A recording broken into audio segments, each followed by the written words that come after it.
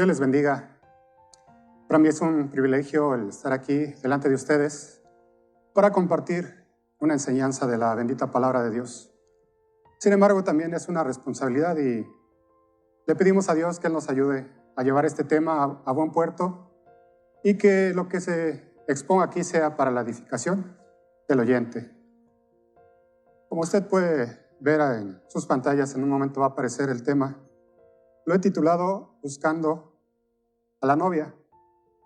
Y vamos a estar viendo lo que habla Génesis capítulo 24 acerca de esta historia entre Isaac y Rebeca.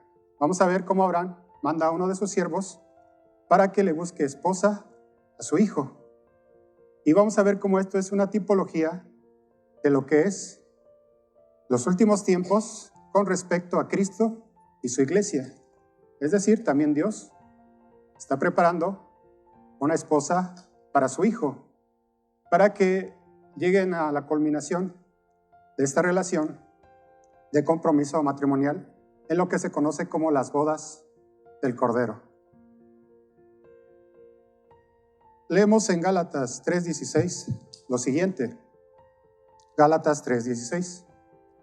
Ahora bien, a Abraham fueron hechas las promesas y a su simiente. No dice, y a las simientes como si hablase de muchos, sino como de uno, y a tu simiente, la cual es Cristo. Tenemos que ver que el propósito que Dios tenía con Abraham y su descendencia tenía que ver con el nacimiento del Mesías. Todo lo que vemos en el Antiguo Testamento, todo lo que vemos acerca del pueblo de Israel, es porque ellos eran el linaje escogido, el linaje santo, por el cual iba a venir el Mesías, el Redentor, el que había sido la promesa para que la humanidad pudiera volver a tener comunión con su Creador. Tenemos que ver el Antiguo Testamento como todo, parte de todo este plan redentor que Dios tiene con la humanidad. Y había escogido a estos hombres porque tuvieron fe. Vemos en Hebreos cómo se habla de los héroes de la fe y habla de todos aquellos que pusieron fe en cuanto a la promesa y a la profecía de que iba a nacer el Redentor y que nos iba a reconciliar con Dios. Toda la tipología del Antiguo Testamento nos habla del plan redentor de Dios. Todo lo que vemos en la ley ceremonial, los sacrificios, las ofrendas tienen que ver con ese sacrificio redentor. De tal manera que el hombre perdió relación en el huerto de Edén, pero precisamente se muestra el Mesías como un redentor. ¿Por qué? Porque redimir es volver a comprar. Se había perdido el hombre, pero Él lo vuelve a comprar. Y vemos toda la tipología de los sacrificios que tenía que ver derramamiento de sangre, y por eso es que con su sangre en la cruz del Calvario vuelve a comprar a la humanidad. Sin embargo, todo lo que vemos en el Antiguo Testamento tiene una condicionante. Si nosotros nos arrepentimos y creemos en el sacrificio redentor de su Hijo Jesucristo, entonces podemos llegar a obtener la vida eterna. Sé fiel hasta la muerte, dice la Escritura, y yo te daré la corona de la vida. Tenemos que ver entonces que todo tiene que ver con el plan redentor de Dios y sobre todo que Cristo es el centro de las Escrituras. Por eso, aunque esta historia es acerca de esta pareja, tiene que ver con el Mesías, con Cristo y su esposa, es decir, la iglesia. Son tipologías que tenemos que ver para que nosotros tengamos entendimiento de estos últimos tiempos que nos han alcanzado y saber que tenemos una promesa y que tenemos que alcanzar un galardón, que tenemos que ser una novia preparada para que cuando venga su señor o su novio esté preparada. De la misma manera vamos a ver cómo Rebeca era alguien que se había preparado toda su vida para el momento en que era llamada para ser la esposa de Isaac. Es una historia que, si la vemos ahí, hay promesas, podemos echar fe en ella, pero también tenemos una historia paralela. De tal manera que hablamos de las cosas en promesa que tenemos para con Dios, pero también la profecía nos muestra que hay una mujer y que tiene hijas y que éstas también buscan tener el nombre del esposo, pero no son esposas. Vamos a ver cómo la verdadera iglesia de Cristo viene en un paralelo con todas estas iglesias que proceden de esta mujer.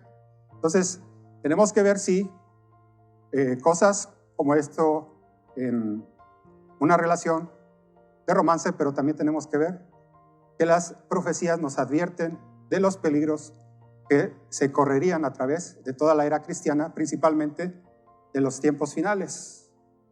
Y saber que si queremos ser parte de esta esposa fiel que espera al esposo, entonces no tenemos que participar de cosas que no tengan relación con las Escrituras. Y lo vamos a ir viendo mientras desarrollamos este tema, si Dios así nos ayuda. Vemos aquí en esta gráfica a Abraham, y a Abraham se le considera el padre de la fe. Y Abraham tenía que asegurar su descendencia, tenía que asegurar el cumplimiento de la promesa. Esto es así, no podía casar a su hijo con cualquier mujer, tenía que ser alguien que tuviera sus mismas creencias, que estuviera dispuesta a seguir y a adorar al Dios vivo y verdadero. Por eso es que él no podía unir a su hijo en yugo desigual. Tenía que buscar a alguien que tuviera las mismas creencias que él. Leemos en el siguiente comentario que va a aparecer en sus pantallas lo siguiente: los habitantes de Canaán estaban entregados a la idolatría, y Dios, sabiendo que tales uniones conducirían a la apostasía, había prohibido el matrimonio entre ellos y su pueblo. Entonces veamos que en Canaán había idolatría. Sin embargo, Abraham y su familia se mantenían fieles a Dios. Eran gente que conocía al Dios vivo verdadero. No lo iban a mover las circunstancias del mundo. Iban a permanecer fieles en su relación con Dios, porque lo iban a llevar a la apostasía. Entonces vemos que en 1 Corintios Dios habla de que no se debe de allegar el creyente con el incrédulo. Dice que no os unáis en yugo desigual. Y esto lo podemos ver en las relaciones personales, pero también estamos viendo aquí qué implicación tiene en lo espiritual. De tal manera que vemos en la historia de la iglesia, como va a aparecer en su pantalla, acerca de este yugo desigual, que en el siglo IV sucedió algo terrible para la iglesia de Cristo, porque había venido una persecución de 10 años, en la cual muchos apenas si la pudieron sufrir. Pero en ese tiempo también Constantino tuvo una victoria, y él vio una señal de la cruz en el cielo y pensó que por ese signo que representaba, según él, el cristianismo, iba a tener la victoria, y así la obtuvo. Y entonces él pensó que tenía que servir al Dios de los cristianos. Sin embargo, no iba a ser conforme a las Escrituras lo manifestaran, sino tenía que ser con los compromisos que tenía el imperio con el paganismo. Entonces vamos a poner a los nombres de los dioses paganos nombres bíblicos, y vamos a decir que creemos en Cristo, pero realmente no es así. Pero aparte tenía que invitar a los creyentes a unirse con los sacerdotes paganos. Entonces sí, hubo esta unión ilícita, este yugo desigual que Dios había manifestado que no se hiciera, y se dio. De tal manera que Constantino, en su bautismo, expresaba así su fe, o hizo de la religión cristiana, la hizo religión de Estado. Esto está profetizado en la iglesia de Pérgamo. Usted puede ver que en Pérgamo se dio este compromiso, y Pérgamo quiere decir elevación, es decir, que esta iglesia fue elevada a religión de Estado. Todo está profetizado en la Biblia para que nosotros podamos entender los tiempos que estamos viviendo. De tal manera que este yugo desigual ha tenido un fruto en lo que se conoce como el Concilio Vaticano II en la década de los 60, en el siglo XX.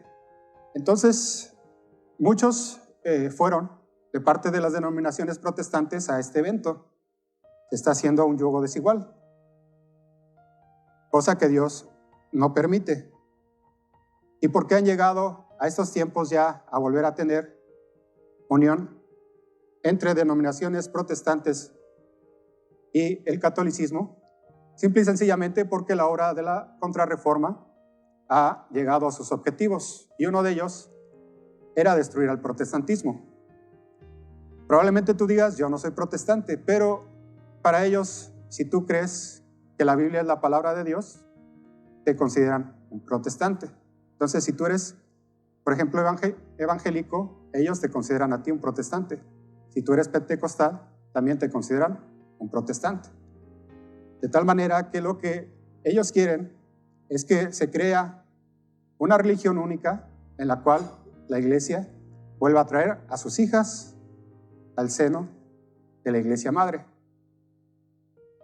Imagínense los avances que han tenido hasta nuestros días, de tal manera que en los 500 años de la conmemoración de la Reforma, pues prácticamente luteranos y católicos dijeron que el protestantismo había llegado a su fin.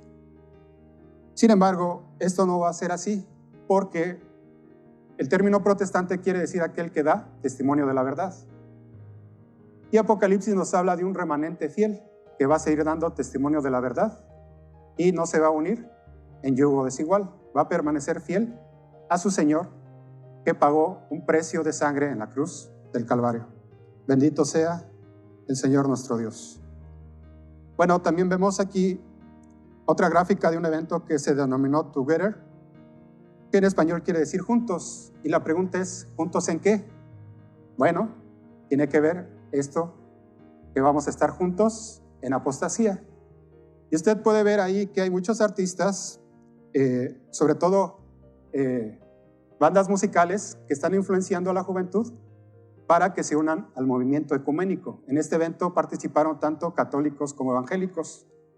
Y una particularidad de este logotipo que tienen ellos es en la O. Si usted ve, no es una O completa. Y vamos a ver qué símbolo es este. Porque nos dice entonces quién está atrás o detrás de estos eventos. Cuando usted ve la estatua de Nabucodonosor, usted ve que al son de los instrumentos se les pidió a todos que adoraran. La música está llevando a todas las religiones, pero sobre todo al mundo cristiano, a adorar lo que no es Dios, apostatar de su fe y unirse en yugo desigual con lo que Dios mandó que nos hiciera. Bueno, vamos a ver qué quiere decir esta O que parecía no terminada, y vemos que es un símbolo ocultista. Este símbolo se denomina el Uroboros. El Uroboros viene del griego, o es una palabra griega, y es un símbolo ancestral que muestra una serpiente o a un dragón engullendo su propia cola y formando así un círculo. Y si usted recuerda lo que vimos, la O tiene la misma figura porque es un símbolo. ¿Por qué utilizar símbolos ocultistas supuestamente en algo que es un evento para Dios? Pero cuando se usan símbolos, aquí hay algo que en el ocultismo está sucediendo, porque nadie puede utilizar los símbolos si no tiene los derechos de autor, por así decirlo. Y esos símbolos nos dicen quién está detrás de las escenas controlando estos eventos. Vamos a ver la siguiente gráfica, y ahí nos dice en Apocalipsis 12:19, y fue lanzado fuera el gran dragón, la serpiente antigua que se llama Diablo y Satanás, el cual engaña al mundo entero. Entonces, esta serpiente es Satanás mismo. Entonces, ¿quién está detrás de estos eventos? ¿Quién está llevando al mundo a apostatar de la fe para unirse en el ecumenismo a esta gran religión mundial? Y así podríamos ver numerosos eventos y darnos cuenta de que estamos viviendo tiempos peligrosos. Y si no obedecemos lo que dice la Escritura, corremos el riesgo de mezclarlos con los que no sirven a Dios y entonces caer en apostasía. En la siguiente gráfica se ve al Papa Francisco rodeado de diferentes líderes evangélicos y pentecostales. De tal manera que muchos ni siquiera se preguntan qué hacen sus líderes ahí. Por ejemplo, al lado izquierdo está Kenneth Copeland. Él representa al mundo pentecostal. Por si usted se considera pentecostal, él representa ese mundo. ¿Qué hace ahí? ¿Qué hace desobedeciendo la orden de Dios de no unirse con los incrédulos? Sin embargo, no nos queremos preguntar el porqué de las cosas y tendemos a ser engañados.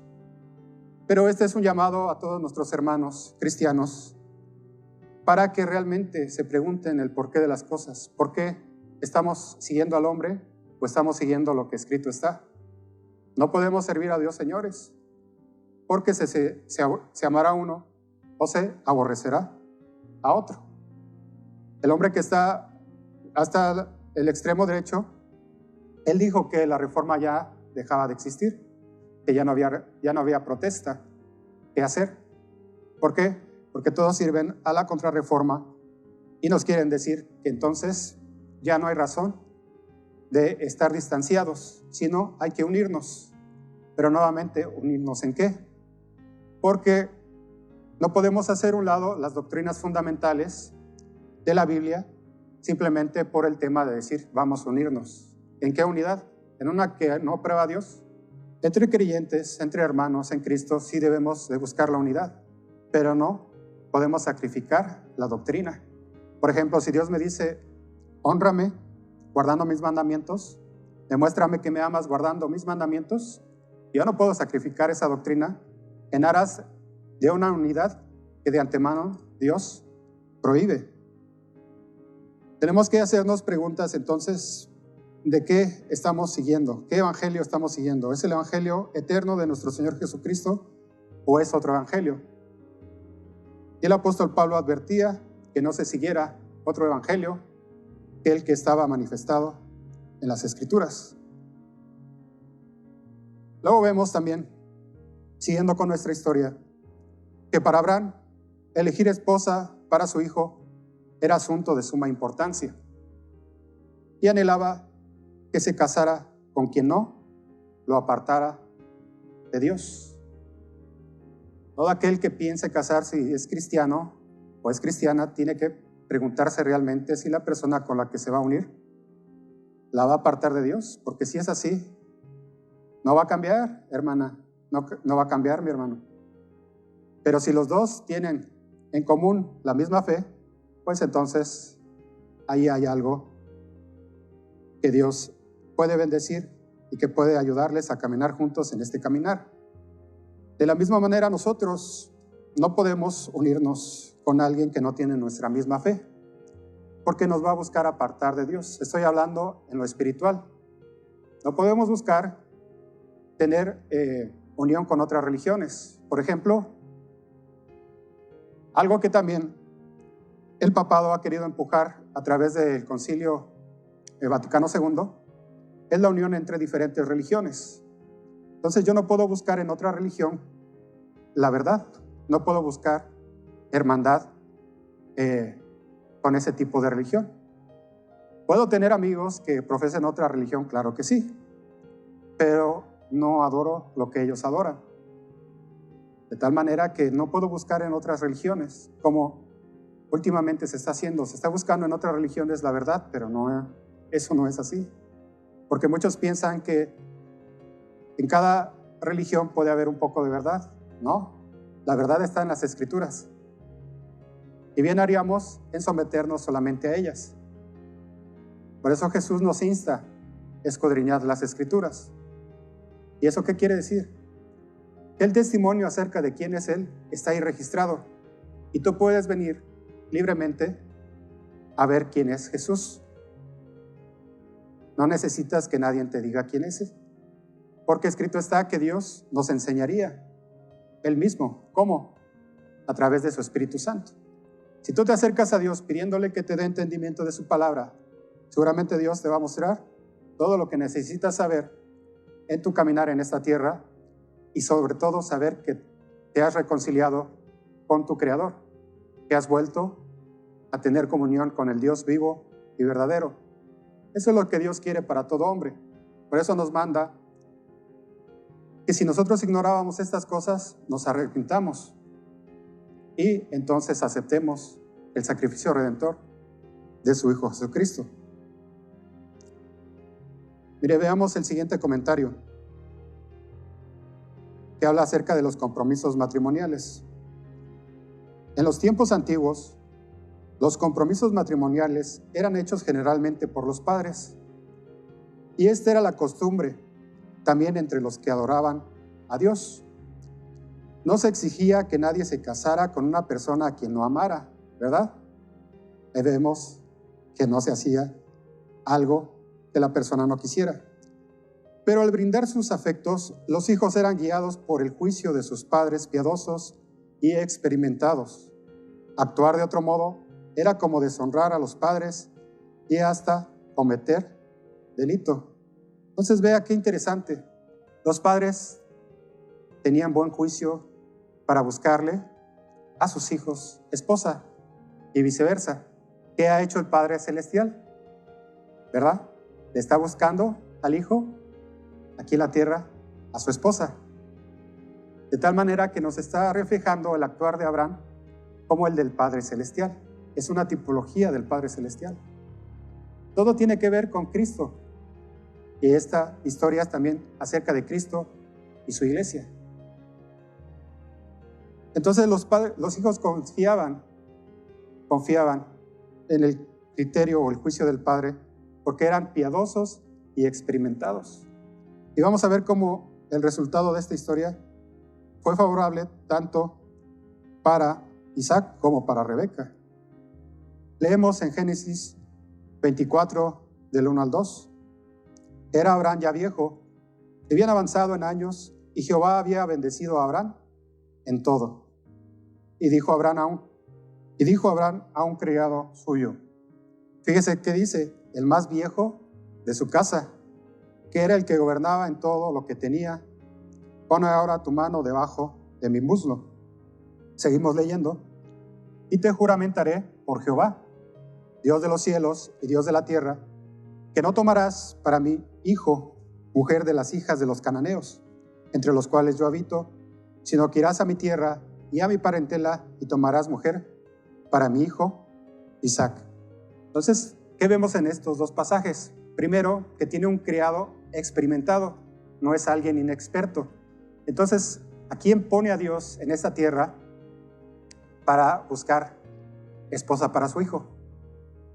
A los siervos experimentados, aquellos que han sido probados su fe, aquellos que tienen madurez espiritual, aquellos que tienen discernimiento de la verdad, aquellos que conocen la Escritura, que están preparados enteramente para toda buena obra.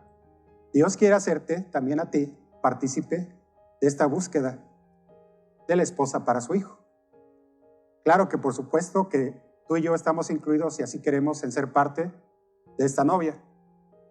Pero hay un llamado glorioso para todo aquel que decida recibirlo, que es el servir al Dios vivo y verdadero, el buscar hacer lo que el Padre en su voluntad ha determinado. Como escrito está, en los negocios de mi Padre me es necesario andar. También vemos que le hace la advertencia de que no tome mujer de entre las hijas de los cananeos, sino que vaya con sus parientes, ¿verdad? Aquellos que tienen la misma fe que él. Aquellos que pueden darle mujer para su hijo y puede ayudarse entre ambos a seguir el camino de la verdad. Leemos en el siguiente verso 5 y 6 de Génesis 24. El criado le respondió: quizá la mujer no querrá venir en pos de mí a esta tierra. Volveré pues tu hijo a la tierra de donde saliste. Y Abraham le dijo: guárdate que no vuelvas a mi hijo allá. Entonces aquí el criado está diciendo algo interesante. Dice, ¿qué pasa si la mujer no quiere venir? ¿Qué voy a hacer? ¿Regreso a tu hijo a tu tierra? Dice, no. ¿Por qué no quería que regresara a esta tierra? Porque allí era Babilonia. Ur de los Caldeos pertenecía a Babilonia. No iba a exponer, por supuesto, a su hijo a volver allá. Por eso le dice, guárdate que no vuelvas a mi hijo allá. Ahora, leyendo esto, me llamó la atención que habla aquí de una mujer. Y dice este criado de Abraham, quizá la mujer no querrá venir en pos de mí. Entonces, si estamos viendo esta tipología y estamos viendo que la mujer es símbolo de la iglesia, estamos viendo que tal vez, yo pensé, debe de haber un pasaje en que hay una mujer que decide no ir a algún lugar. ¿Y sabe qué? Sí lo hay. Leemos en Esther 1:10 al 12 lo que fue el banquete del rey de Persia. Fíjese lo que dice. Esther 1:10 al 12. El séptimo día, estando el corazón del rey alegre del vino, mandó a 7 eunucos que servían delante del rey Asuero, que trajesen a la reina Vasti a la presencia del rey con la corona regia, para mostrar a los pueblos y a los príncipes su belleza, porque era hermosa mujer. Mas la reina Vasti, ¿qué dice? No quiso comparecer a la orden del rey, enviada por medio de los eunucos, y el rey se enojó mucho y se encendió en ira. Entonces, dice el criado, ¿qué pasa si no quiere venir? Y vemos un pasaje donde una mujer se niega a comparecer ante el rey. ¿Y quién es el rey aquí? Es Dios. Y esta mujer no quiso comparecer. Una característica de ella es que era hermosa, pero no quiso obedecer a la voz del rey. ¿Y qué representa esto en tipología? Una iglesia que dice, tú podrás ser el rey, pero yo no voy a obedecer a tu mandato. No sé si me voy explicando. Tenemos que ver entonces, estos pasajes nos hablan de la tipología que vamos a vivir o que estamos viviendo en estos últimos tiempos. Tenemos que ver entonces, no tener la actitud de esta reina que desobedeció el mandato del rey. Ahora me llama la atención que habla de 7 eunucos. Y en Apocalipsis se habla de 7 iglesias. Y se habla de 7 ángeles. Y 7 ángeles son mensajeros que sirven a un Señor. En este caso se les menciona como eunucos. ¿Qué quiere decir esto? Que en todos los tiempos, así como en el criado de Abraham, Dios va a tener hombres fieles, experimentados, que van a hacer su voluntad. No sé si me explico, pero está hablando de los hombres que permanecen fieles durante todo lo que es la historia de la iglesia cristiana. Por eso se menciona aquí a 7 eunucos. Bueno, veamos otro pasaje hablando de esta mujer que no quiso obedecer el mandato del rey. Apocalipsis 17:4. Ahí podemos ver un poco más de esta mujer. Apocalipsis 17:4. Y la mujer estaba vestida de púrpura y escarlata y adornada de oro, de piedras preciosas y de perlas, y tenía en la mano un cáliz de oro lleno de abominaciones y de la inmundicia de su fornicación. Es una mujer que, aunque tiene el nombre del esposo, no sirve al mandato del rey. No va a hacer lo que tú digas, Dios, va a hacer lo que nosotros digamos. Entonces es una mujer hermosa que está adornada de toda piedra preciosa, pero solamente es en el exterior, porque en el interior no tiene la actitud de servir a quien es el esposo. Leemos también en Apocalipsis 18:7, y en su frente un nombre escrito, un misterio: Babilonia la grande, la madre de las rameras y de las abominaciones de la tierra. Entonces esta mujer es heredera de todo el paganismo que se desarrolló en Babel y que tiene que ver con la adoración al sol. Entonces no adora al Dios vivo verdadero, Dice que es su Señor, pero realmente no lo obedece y solamente toma prestado su nombre para que en apariencia se diga que es alguien que le sirve, pero realmente su corazón está alejado de él. También vemos como en Apocalipsis 18:7 vemos cuál es su actitud. Y este pasaje dice así: yo estoy sentada como reina y no soy viuda y no veré llanto. ¿Qué vimos en el pasaje de la reina Vasti? Precisamente que esta mujer era reina, y aquí lo vemos nuevamente. Dice: yo estoy sentada como reina y no soy viuda, pero tampoco tiene marido, ¿verdad? Y dice: y no veré llanto. Se siente tan segura que no puede pensar que el juicio de Dios puede venir sobre ella, y engaña a toda la humanidad haciéndoles creer que ella es la verdadera iglesia, cuando realmente la profecía nos dice que no es así. Por eso tenemos que indagar, investigar, escudriñar, profundizar sobre todas las profecías para no ser engañados, para ver qué nos dice el Señor en toda la simbología. Leamos en Jeremías 51:9. Jeremías 51:9. Dice así: juramos a Babilonia y no ha sanado, dejadla, y vámonos cada uno a su tierra, porque ha llegado hasta el cielo su juicio y se ha alzado hasta las nubes. ¿Se acuerda que le dije que Pérgamo quiere decir que fue una iglesia elevada? ¿Por qué elevada? Porque el hombre se elevó al nivel de querer ser como Dios, que es la misma actitud que tuvo Lucifer en los cielos, ser semejante al Altísimo. Entonces muchos piensan, a través del movimiento ecuménico, que ellos van a evangelizar a los incrédulos, pero aquí la profecía nos dice: juramos a Babilonia y no ha sanado, dejadla. Los que piensan que están haciendo una obra al participar en el movimiento ecuménico y pensar que van a evangelizar a los incrédulos, se equivocan, porque en el siglo IV también pensaron lo mismo los que se unieron con los sacerdotes paganos. Dijeron: nosotros vamos a hacer que los sacerdotes se conviertan a nosotros, pero no fue así. ¿Por qué? Porque se adquieren compromisos y se dejan de lado las doctrinas fundamentales de la fe cristiana. Por eso es que cuando uno ve la profecía dice: ahí no hay nada que puedas buscar ni hacer. Por eso dice: salid de Babilonia, pueblo mío. Salid de este sistema que mezcla la verdad con el error. Siguiendo con esta historia, vemos la siguiente gráfica. Dice que Abraham confió este importante asunto al servidor más anciano de su casa, hombre piadoso y experimentado, de sano juicio, que le había sido fiel, o que le había dado fiel y largo servicio. Es un hombre experimentado. No puede ser cualquier persona la que pastoree la iglesia. En la experiencia personal yo he visto en congregaciones que me ha tocado estar, que llega una persona nueva, y esa persona nueva tiene facilidad de palabra, es una persona agradable, tiene carisma, le cae bien a las personas.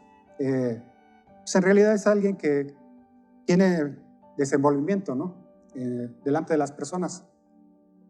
Y a los meses le empiezan a dar el púlpito, pero realmente ¿qué tiene para enseñarnos? Y yo lo que veía es que gente que había esperado esas oportunidades por tiempo y que estaban preparadas, pues no se lo permitían. Entonces cometen el error muchos ministros de poner a gente inexperta al frente del púlpito. Pero no lo digo yo, lo dice la Escritura. Veamos qué dice 1 Timoteo 3:6. Hablando de el que gobierna la iglesia, dice que no un neófito, no sea que envaneciéndose caiga en la condenación del diablo. No un neófito. ¿Qué quiere decir neófito? Inexperto. ¿En qué? En la palabra de verdad.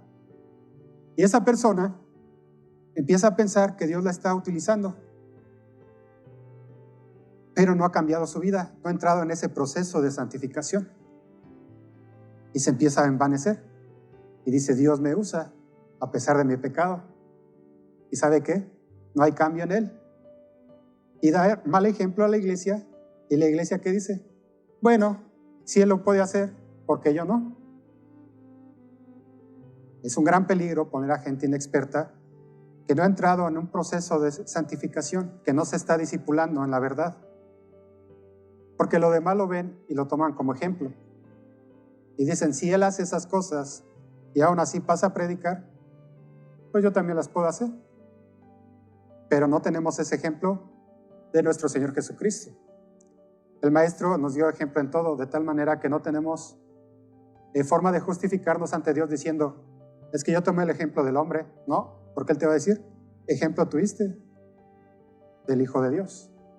Por eso no nos engañemos y busquemos nosotros honrar a Dios aunque otros sean malos ejemplos. Leemos en Génesis 24 del 7 al 8. Jehová Dios de los cielos, que me tomé de la casa de mi padre y la tierra de mi parentela, y me habló y me juró, diciendo, a tu descendencia daré esta tierra. Él enviará su ángel delante de ti, y tú traerás de allá mujer para mi hijo. Y si la mujer no quisiere venir en pos de ti, serás libre de este mi juramento, solamente que no vuelvas allá a mi hijo. Entonces el criado puso su mano debajo del muslo de Abraham, su señor, y le juró sobre este negocio. Y el criado tomó 10 camellos de los camellos de su señor, y se fue tomando toda clase de regalos escogidos de su señor. Y puesto en camino llegó a Mesopotamia, a la ciudad de Nacor. Bueno, vemos que aquí le está diciendo que haga algo. Y hay aquí una acción que en esos entonces era una promesa de lealtad. Tenía que ver entonces como con algo que se decía entre dos y su cumplimiento. Por eso vemos que dice pon debajo del muslo tu mano. Vemos que la costumbre de poner la mano bajo el muslo de una persona a quien se le toma un juramento solemne era equivalente a una promesa de lealtad a los deseos del que tomaba el juramento, tan segura como la vida de la persona que lo prestaba y en caso de muerte de la de sus descendientes. Si había un compromiso que no se podía romper. Entonces vemos cuán importante era que este criado trajera a la mujer correcta y en dado caso que no la encontrara, no llevar ahí a Isaac, regresarlo a Babilonia. Vemos en Génesis 24:11 lo siguiente: e hizo arrodillar los camellos fuera de la ciudad, junto a un pozo de agua, a la hora de la tarde, la hora en que salen las doncellas por agua, y dijo: oh Jehová, Dios de mi señor Abraham, dame te ruego el tener hoy buen encuentro y haz misericordia con mi señor Abraham. Abraham era el hombre de fe en su casa, y Abraham enseñó inclusive a sus siervos a buscar a Dios. Por eso es que vemos aquí la actitud del criado, diciendo: oh Jehová, Dios de mi señor Abraham, te ruego el tener hoy buen encuentro y haz misericordia con mi señor Abraham. Está pidiendo a Dios su ayuda, está pidiendo a Dios su auxilio para encontrar a esta doncella. Sigo leyendo en el verso 13 y 14. He aquí yo estoy junto a la fuente de agua, y las hijas de los varones de esta ciudad salen por agua. Sea pues que la doncella a quien yo dijere: baja tu cántaro, te ruego, para que yo beba, y ella respondiere: bebe, y también daré de beber a tus camellos, que sea esta la que tú has destinado para tu siervo Isaac, y en esto conoceré que habrás hecho misericordia con mi señor. Aquí me llama la atención que él está pidiendo algo específico. Está con sus camellos, está sediento y pide que sea la mujer que que le ofrezca el agua, que si le pidiera el agua se la ofreciere. Está pidiendo algo en específico y esa va a ser señal de que ha encontrado a esta doncella. El 15 al 16 nos dice: y aconteció que antes del que él acabase de hablar, he aquí Rebeca, que había nacido a Betuel, hijo de Milca, mujer de Nacor, hermano de Abraham, la cual salía con su cántaro sobre su hombro, y la doncella era de aspecto muy hermoso, virgen, a la que varón no había conocido, la cual descendió a la fuente y llenó su cántaro y volvía. Vemos dos cosas importantes en este pasaje. ¿Era de la familia de quién? De Abraham. Era un buen indicio. Y también vemos que era de aspecto muy hermoso, pero sobre todo virgen. ¿Y qué viene a buscar Jesús a esta tierra? Viene a buscar a una virgen para tomarla por mujer. Y no solamente era de aspecto muy hermoso, sino el interior. ¿Qué había en el interior de Rebeca? Muy diferente a lo que vimos con Basti.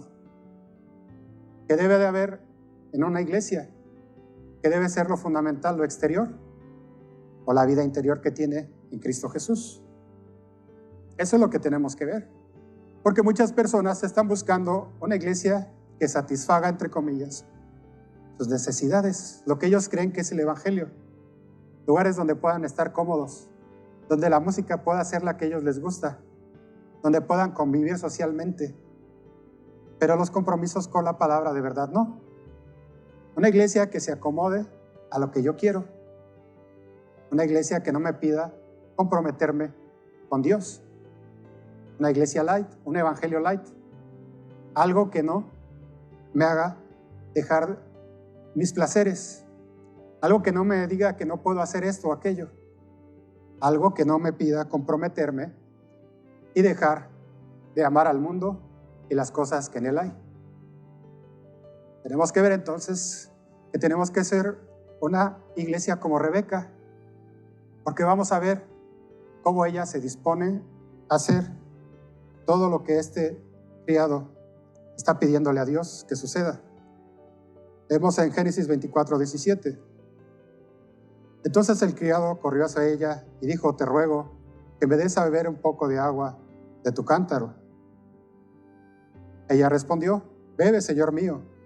Y se dio prisa a bajar sobre su cántaro, sobre su mano, y le dio a beber. Siguiente verso. Y se dio prisa y vació su cántaro en la pila y corrió otra vez al pozo para sacar agua, y sacó para todos sus camellos. Fíjese lo que él había pedido. Ahora, me llama la atención que era una mujer de hermoso aspecto, pero también era una mujer servicial. Entonces también Dios quiere que la iglesia le sirva a Él, que lleve el mensaje al que está oprimido, que debe beber al sediento, que comparta su pan con el hambriento, que pueda ser piadoso y ayudar a aquel que tiene necesidad, pero sobre todo que anuncie su evangelio. Todas esas cosas podemos hacerlas para ayudar a nuestro prójimo, pero lo que realmente necesita la humanidad es escuchar el mensaje de salvación, las buenas nuevas del evangelio de nuestro Señor Jesucristo. De tal manera que leemos en Proverbios 31:10, refiriéndose a esta mujer, que es la mujer idónea. Mujer virtuosa, ¿quién la hallará? Porque su estima sobrepasa largamente a la de las piedras preciosas. ¿De qué sirve ser una iglesia que está adornada con oro y piedras preciosas, pero tu interior no refleja la vida en Cristo? Mejor ser una mujer virtuosa, una iglesia que es servicial a su Señor, y entonces se te puede decir que eres realmente una mujer virtuosa. Porque este pasaje que estamos viendo de Proverbios habla de la iglesia de Cristo. Porque si usted ve, todo el capítulo habla de las cualidades y características de esta mujer. Pero honestamente, y no es para que se sienta mal ninguna de las hermanas que está aquí presente, pero ese tipo de mujer no existe en la tierra. Es una tipología de la iglesia de Cristo. Es ahí cuando nosotros tenemos que ver a qué tenemos que asemejarnos en este mundo con respecto al esposo. De qué manera Él nos ve y qué pide de nosotros. Seguimos en Génesis 24:21. Y el hombre estaba maravillado de ella, callando para saber si Jehová había prosperado su viaje o no. Y cuando los camellos acabaron de beber, le dio el hombre un pendiente de oro que pesaba medio siclo y 2 brazaletes que pesaban 10. Ahora dése usted cuenta que le está dando, después de ser servicial, le está dando este pendiente y estos brazaletes de oro.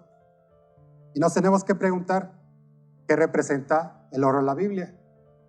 Y vamos a ver qué nos dice Primera de Pedro 1:7.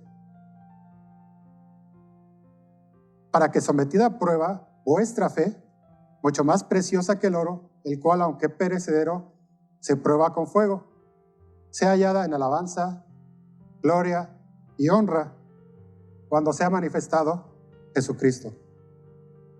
Entonces, en tipología, esta Rebeca está poniendo su fe, o Dios está poniendo su fe a prueba. Por eso es que recibe este oro, que representa que su fe está pura.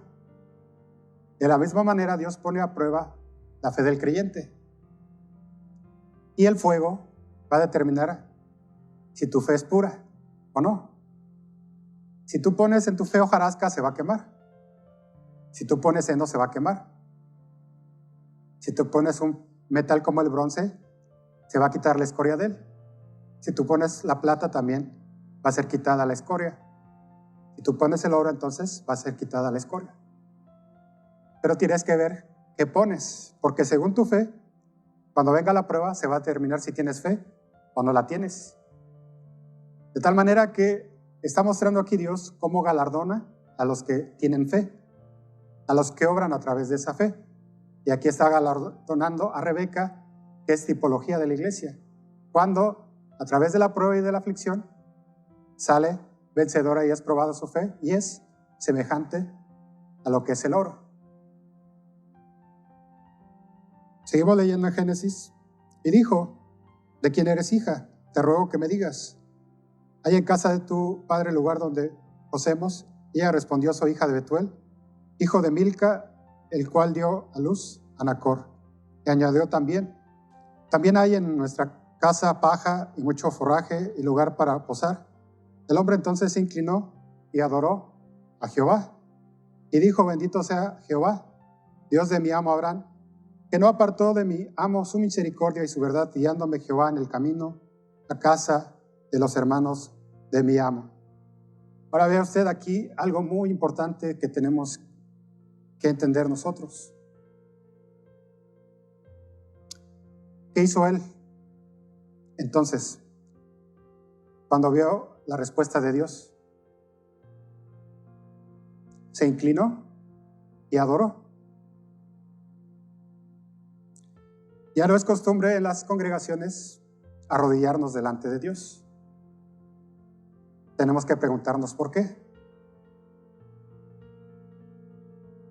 Cuando oramos a Dios en la intimidad, nos arrodillamos, porque inclinarse es signo de que uno está rendido ante su majestad, ante su grandeza, ante su autoridad. Y estar de pie es signo de que uno mismo no necesita de Dios.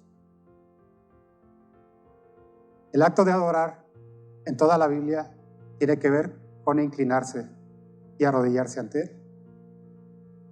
De tal manera, hermanos, y lo digo con todo respeto porque yo también fui músico, la adoración no es música. La adoración no es música. Cuando se nos dice vamos a adorar a Dios, no es cantar un canto con música lenta. Adorar a Dios es inclinarse ante Él, reconociendo su deidad, reconociendo que Él es Dios, que Él es nuestro creador. Tenemos que tener bien claros estos conceptos, porque adorar no tiene que ver con música. Y le voy a decir por qué esto es importante entenderlo. Porque mire, si usted viene a una congregación y canta estos cantos, usted piensa que ya cumplió con Dios. Pero cantar no es adorar. En cambio, si usted viene con un corazón contrito, humillado, y se arrodilla ante Dios, físicamente, está demostrando reverencia ante el Dios Todopoderoso. No está bien esa frase que se dice, vamos a inclinar nuestro corazón, no. Toda la adoración en la Escritura tiene que ver con arrodillarse, con doblar rodillas. Le voy a dar un ejemplo en el Nuevo Testamento. Después de la resurrección de Cristo, cuando se les apareció a los apóstoles, y Tomás era incrédulo, cuando se le apareció a él, Tomás tuvo que reconocer que estaba equivocado y dijo lo siguiente: Señor mío y Dios mío. Y se arrodilló y le adoró.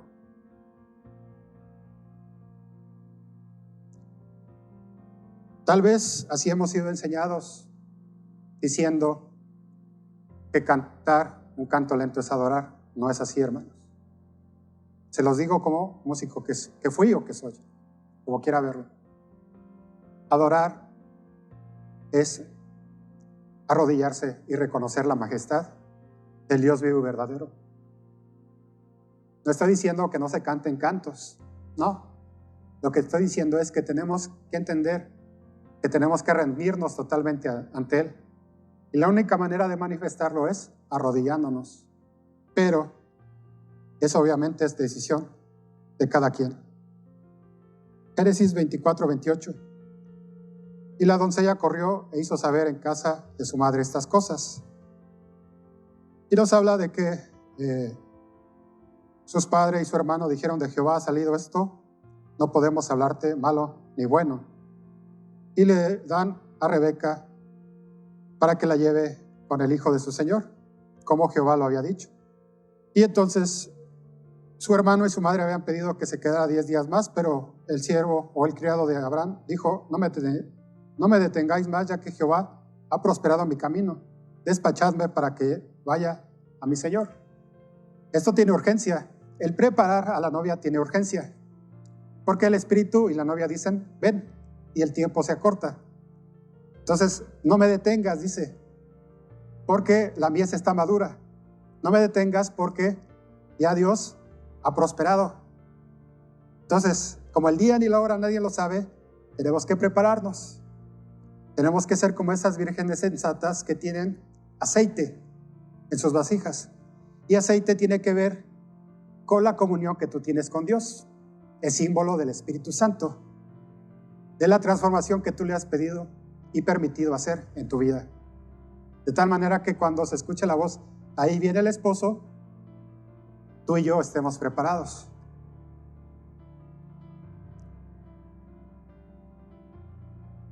Luego le preguntaron a ella en el verso 57-58, ¿irás tú con este hombre?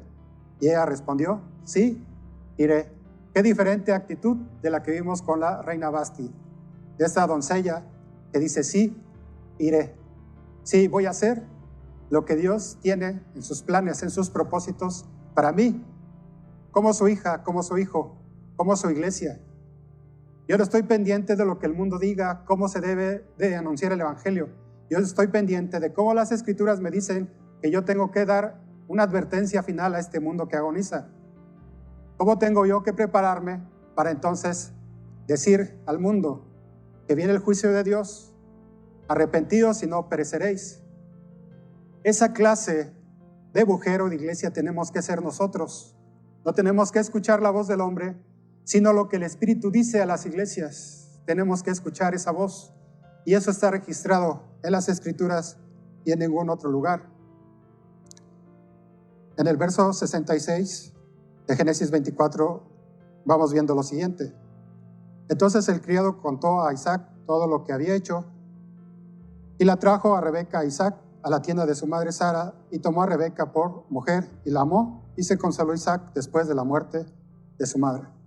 Vemos esta historia con un final feliz. Pero tenemos que entonces nosotros ser fieles. Veamos que la felicidad, en el siguiente comentario, y la prosperidad del matrimonio dependen de la unidad que haya entre los dos esposos. Pero entre el creyente y el incrédulo hay una diferencia radical de gustos, inclinaciones y propósitos. Sirven a dos señores, entre los cuales la concordia es imposible. Por puros y rectos que sean los principios de una persona, la influencia de un cónyuge incrédulo tenderá a apartarla de Dios. No te unas en unión desigual con otra persona ni con otras iglesias, dice Dios. En la siguiente gráfica leemos lo siguiente: nadie que tema a Dios puede unirse sin peligro con quien no le teme. Ya voy terminando. ¿O no sabéis que el que se une con una ramera es un cuerpo con ella? Porque dice, los dos serán una sola carne. Pero también nos habla de que cómo pueden andar dos juntos si no estuvieran de acuerdo. Tenemos al representante del protestantismo y al representante del catolicismo romano juntos. Entonces, detrás de las escenas, ellos están de acuerdo. En la siguiente gráfica podemos ver a Francisco y Rick Warren representando a los evangélicos. ¿Qué hace ahí los representantes de los evangélicos? En la siguiente vemos a Kenneth Copeland, representante del mundo pentecostal. ¿Qué hacen ahí? Eso se debe de preguntar todo aquel que sigue sus enseñanzas de estos hombres. La siguiente gráfica lo vemos: el Papa rodeado de evangélicos y ellos orando por el Papa Francisco. Y la Escritura nos explica qué ha pasado. Salieron de nosotros, pero no eran de nosotros. Pero salieron para que se manifieste que no todos son de nosotros. Entonces, ¿qué pasa si estas personas se han infiltrado y han buscado tener influencia en el mundo cristiano? Y ya que la tienen, entonces empiezan a decir, hay que regresar a los brazos del seno de la madre iglesia. La Biblia nos dice esto en profecía. Vemos aquí en el siguiente comentario de este libro lo siguiente: el silencio y la ignorancia de la iglesia ha conmovido mi corazón con respecto a la absoluta necesidad de escribir este libro. Me asusta profundamente y me preocupa que haya un compromiso y una apostasía tan masivas dentro del evangelicalismo que se debe en parte a la ignorancia generalizada sobre este capítulo, Apocalipsis 17. No se ha entendido y su advertencia no se ha predicado. ¿Qué pasa? ¿Por qué no vemos prédicas acerca de esto? Si estamos en los tiempos finales, ¿no tenemos que saber quién es esta mujer y lo que representa? Dice 1 Corintios 6:16, pero el que se une al Señor, un espíritu con Él, es. Yo quiero ser parte de ellos. Yo quiero ser parte de esta mujer virgen, pura y sin mancha que viene a buscar. Así que, amados, puesto que tenemos tales promesas, limpiémonos de toda contaminación de carne y de espíritu, perfeccionando la santidad en el temor de Dios.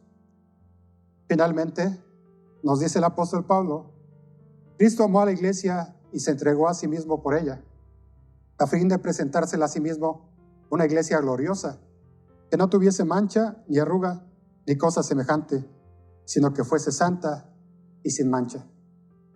Entonces tenemos una mujer pura y sin mancha, y tenemos otra mujer que tiene hijas que utilizan el nombre de Cristo, pero no son esposas.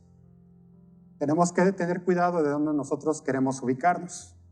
Nuevamente lo digo, la única salvaguarda que tenemos para estos tiempos finales es estar sujetos solamente a la palabra de verdad, a lo contenido en las Escrituras. No dejes que nadie tome tu corona, no dejes que nadie te quite el galardón. Preparémonos como esta historia de Rebeca, seamos tipológicamente, sigamos su ejemplo, seamos esta mujer sí hermosa, pero también virtuosa, para que entonces el Señor venga por esta mujer que está vestida de lino fino, puro y resplandeciente. Que Dios les bendiga, que Dios les guarde. Amén.